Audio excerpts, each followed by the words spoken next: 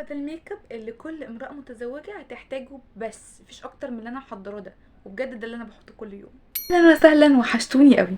فيديو النهارده للمتزوجات، هقولك على الميك اب اللي هتحتاجيه، وهقولك كمان على شويه نصايح حرفيا هتغير حياتك مع جوزك تماما. لو مستعدين حطوا لايك للفيديو، كمان كومنت حلو زيكم، قولوا لي وحشتكم قد ما وحشتوني ولا لا. ويلا بينا نبتدي. مش معقول يا جماعه، وحشتوني قوي بجد.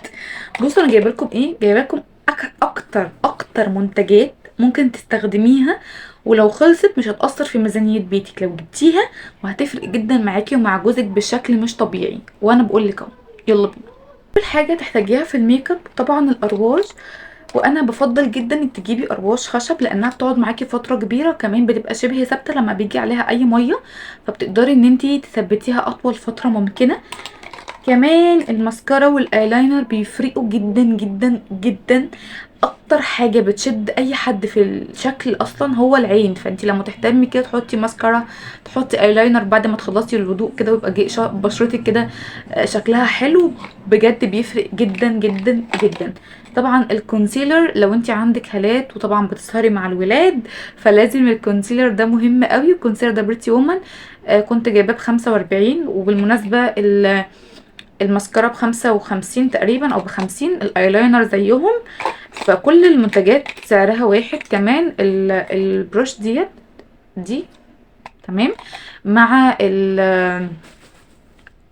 احمر الخدود او مع الرجاجون. مهم قوي قوي قوي ان يكون عندك الحاجات دي كلها. كمان حاجة مهمة، ملمع الشفايف. مش ملمع الشفايف، هو ده ملمع لا ده مش ملمع، ده روج سحري. الملمع برضو مهم قوي. شايفين هيدي لون دلوقتي، استنوا هتشوفوا لونه دلوقتي هيبدأ يظهر. فممكن برضو تحطيه طول اليوم، تحطيه مش هيمنع الوضوء. بصوا هو هيدي لون دلوقتي، شايفين شوية.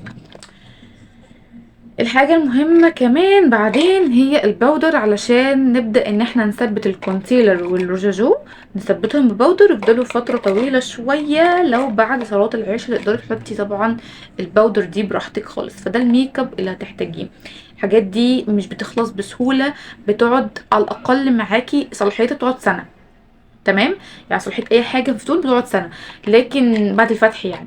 لكن لو انتي خلصت معاكي خلال السنة تقدري تشتريها، وكمان سعرها عبيط قوي. لو كل شهر اشتريتي حاجة مش هتخسر معاكي في الميزانية خالص خالص.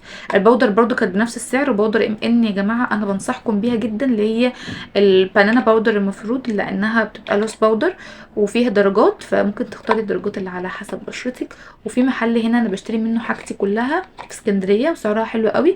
لو انتوا عايزين تعرفوا اكتبوا لي في الكومنت، وانا اكتب لكم اسم المحل، او او اسيب لكم اللينك بتاعه، بس ده مش اعلان خالص يعني، حبيت بس اوفر عليكم. يلا بينا نخش على شويه النصايح اللي هكلمكم فيها النهارده. اول نصيحه عايزه اتكلم فيها معاكي ان انتي ما تغيريش هدومك قدام جوزك. يعني بلاش يا جماعه موضوع اللي هو ايه يعني جوزي وحلالي والدنيا حلوه. ما الدنيا حلوه وجوزك حلالك، انا ما قلتلكيش حاجه، بس ليه ما فيش سسبنس كده شويه، فيش ليه اثاره كده، الموضوع يبقى فيه سسبنس كده، والموضوع يبقى فيه كده شويه. يعني مثلا هتلبس ايه، خليه شغلي له مخه، يعني خليه مخه يشتغل. ما تخليهوش يشوفك في كل اوضاعك، خليكي يكون ليكي وقت لنفسك. انا داخله أغير، حتى لو سوري رايحه تلبسي اللانجري بتاعك، ما تلبسيهوش قدامه. ما هو كده كده هيشوفه، فمش بس مش هيشوف اللي جوه، يعني هو هيشوف فاهمين قصدي ولا ايه؟ مش هينفع اوضح اكتر من كده.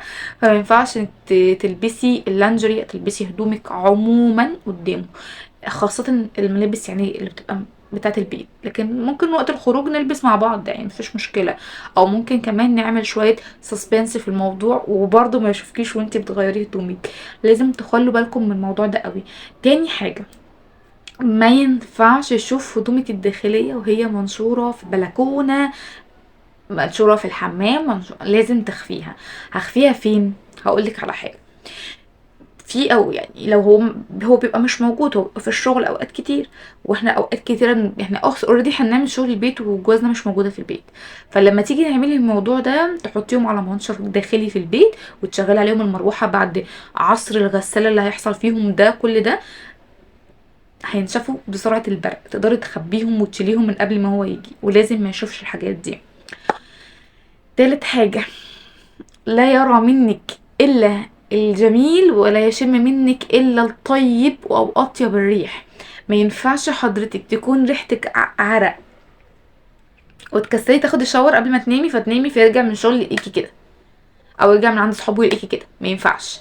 ما ينفعش تكوني طالعه من مطبخ متبهدله طرطيش بقى اكل، وايديكي فيها بصل وطماطم وسلطه وكل الكلام اللي كنت بتعمليه ده. تسلم ايدك يا ست الكل والله. انا عارفه ان كل اللي انت بتعمليه ده هو مش هياكل اكل كويس، بس ما ينفعش تقعدي جنبه وانتي بالشكل ده. خليكي اميره في نفسك وملكه جمال. ما فيهاش مشكله قبل ما اخش اعمل اكل اخد شاور والبس حاجه حلوه، والبس المرياله اللي انا دافعه دم قلبي فيها وانا جايباها في جهازي، صح ولا ايه؟ ما احنا بنجيب المرياله نركنها، ما بنجيبش المرياله نلبسها. فالبسي المرياله اللي هي بتحافظ على هدومنا من الطرطشه ومن الغرق ومن اي حاجه بتحصل وقت واحنا واقفين في المطبخ، والبسيها. تمام. انت تقولي ما طب ما انا ريحه جسمي هتبقى، لا ريحه جسمك مش هتبقى فيها حاجه. يعني انت ريحه هدومك هتبقى خلاص المدلله وانت شكلك حلو واقفه في المطبخ شكلك حلو بصراحه، شعرك حاطه روج شويه، حاطه اي حاجه، برفان، ريحتك حلوه، مسرحه شعرك وشكلك حلو يا ستي، ده كفايه. كفايه ان هو يشوفك شكلك نضيف. على فكره مش لازم كل وقت تكوني حاطه فول ميك اب او تكوني حاطه حاجه من الميك اب. كفايه كده روج سحري كده، وشعرك ملموم وشكلك حلو وريحتك حلوه، كفايه قوي. كفايه قوي. طب ريحه التوم والبصل، ريحه التوم عشان دايما بنقشر بيها، تجيبي معلقه او اي طبق استانلس او معلقه معدن، ودعاكي ضوافرك كده فيها، وبعدين اغسلي صوفي ايدك، مش هتلاقي اي ريحه توم في ايدك. ودي مجربه، وانا جربتها انا بشخصيه ودايما بعمل الموضوع ده. تمام. تمام. رابع حاجه، رابع حاجه، اعملي وقت مع جوزك. لازم يكون ليكم وقت مع بعض لوحدكم، مش شرط يكون وقت علاقة. يعني ايه؟ يعني الولاد ناموا، معلش تصبح خير بقى عشان النهارده كنت تعبانه أوي عايزه اخش انام. لا، يعني احنا ممكن نعمل كده، انا عارفه يعني في اوقات بنعمل كده غصب عننا، لكن تعالي نشوف وقت. روقي نفسك من الاول، اول اليوم ومن قبلها بيوم، وقولي لنفسك انا بكره ان شاء الله هسهر شويه كمان، اشرب فنجان قهوه، اعمل اي حاجه عشان اقعد مع جوزي شويه. تصدقي بالله والله هتاخدي ثواب. والله العظيم الحاجه اللي فيها متعه وجمال بالشكل ده هتاخدي عليها ثواب. فتخيلي بقى انك تاخدي حاجه، يعني تعملي حاجه وتاخدي عليها ثواب، وهي حاجه حلوه هتبسطك وتبسط جوزك. ما فيهاش حاجه. نحضر بقى عصير، تحضري كده كاستين عصير، تحضري حاجات 2 فنجان قهوه معاهم شوكولاته، شويه حلويات، اي تسالي، واقعدوا كده تنزلوا فيلم وتتفرجوا عليه، ولا شغلي فيلم حلو، شغلي موسيقى، اقعدوا تتكلموا مع بعض، طمني عليه في الشغل، اعملي وقت خاص معاه. اعملي وقت يبقى مبسوط وعنده الشغف.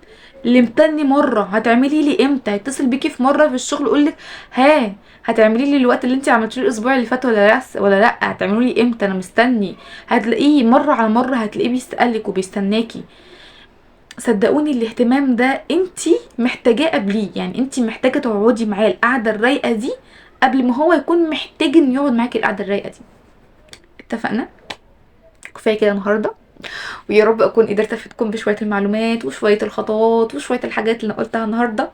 اتمنى تعملوا منها حاجه، واكتبوا لي تحت في الكومنتات في حاجات انتوا بتعملوها ولا لا اصلا، وايه تاني نتكلم في مواضيع تخص المتزوجات.